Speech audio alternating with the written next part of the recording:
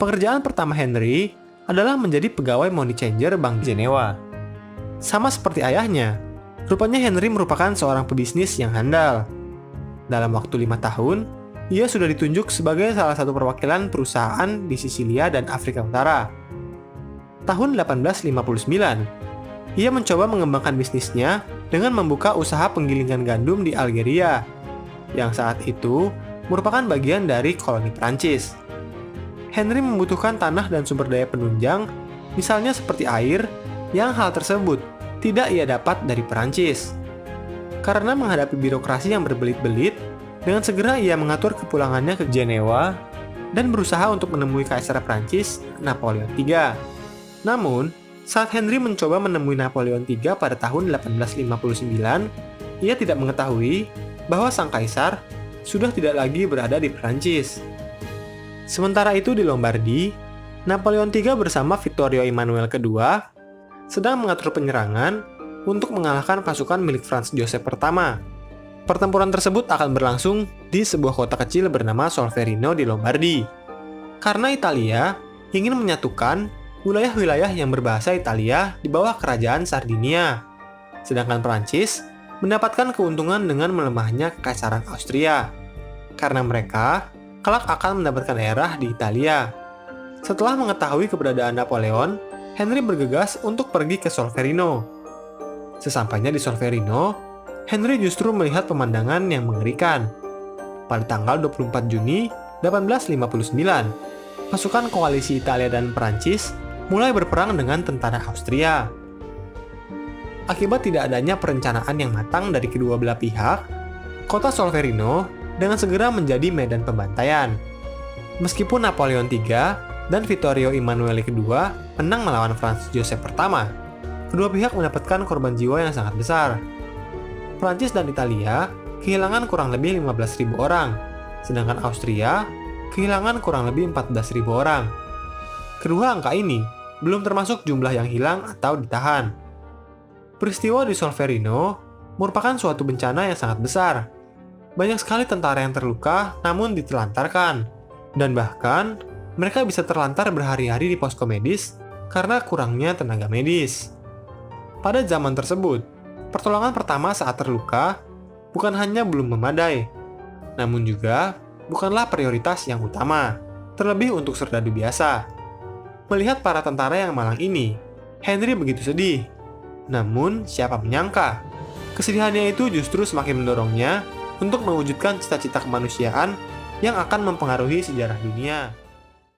Setelah Henry kembali ke kota Jenewa, ia mulai menulis buku yang kelak memperkenalkan dirinya kepada petinggi-petinggi di Eropa, sekaligus mempopulerkan misinya.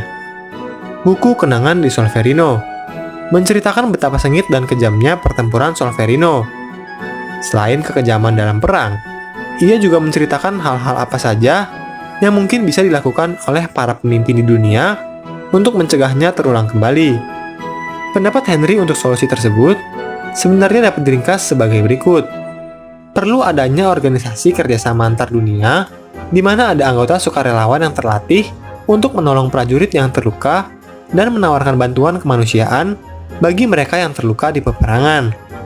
Setelah menyelesaikan bukunya, ia pergi melanjutkan perjalanannya berkeliling di Eropa, dengan tujuan untuk bertemu sebanyak mungkin pemimpin. Ia menjelaskan pentingnya pendirian suatu organisasi kemanusiaan saat masa perang. Dengan dukungan beberapa pemimpin Eropa, serta orang-orang berpengaruh seperti Gustav Moynier, Henry sukses mengadakan International Committee of the Red Cross di tahun 1863. Salah satu hal terpenting yang dibahas di dalam komite ini adalah mengesahkan lambang salib sebagai tanda pengenal pasukan medis dalam perang. Namun di antara berbagai negara yang ada, terdapat sebuah negara yang menolak menggunakan lambang salib, yaitu Kesultanan Utsmaniyah. Negara ini memilih menggunakan bulan sabit sebagai tanda pengenal personil medisnya. 12 negara akan menandatangani konferensi Jenewa, dan karenanya 12 negara tersebut sepakat bahwa apabila ada prajurit yang terluka, wajib diberikan penanganan medis demi menyelamatkan nyawa mereka. Melalui adanya konferensi tersebut, impian Henry sejak peperangan Solferino akhirnya tercapai. Henry merupakan orang yang sangat sukses dalam memperjuangkan nilai kemanusiaan. Namun karena hal tersebut, ia kurang memperhatikan bisnisnya. Tahun 1868, bisnis miliknya bangkrut dan dia terpaksa hidup dalam kemiskinan.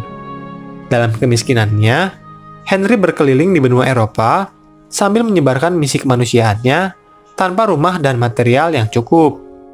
Beruntungnya, Henry masih memiliki kenalan-kenalan yang mau membantunya dalam masa-masa sulit. Tahun 1895, situasi tersebut berubah saat bertemu dengan orang yang akan membawa perubahan besar bagi dirinya.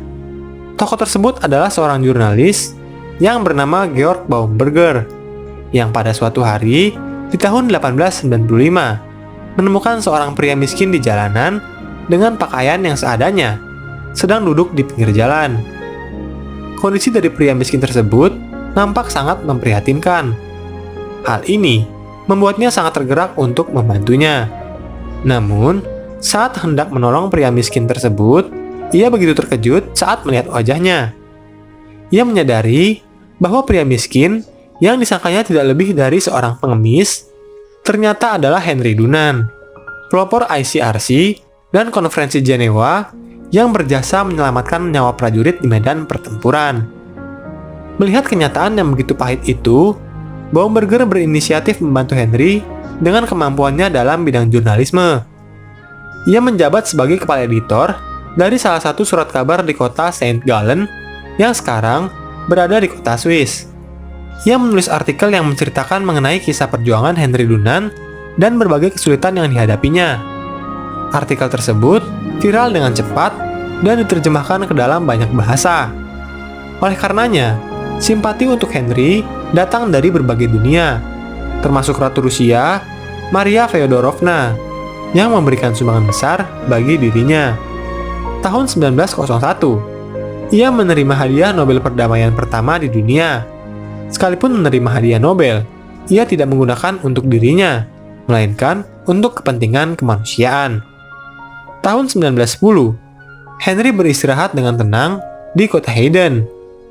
Henry Dunant akan selalu dikenang sebagai tokoh kemanusiaan dan pendiri dari Palang Merah Internasional.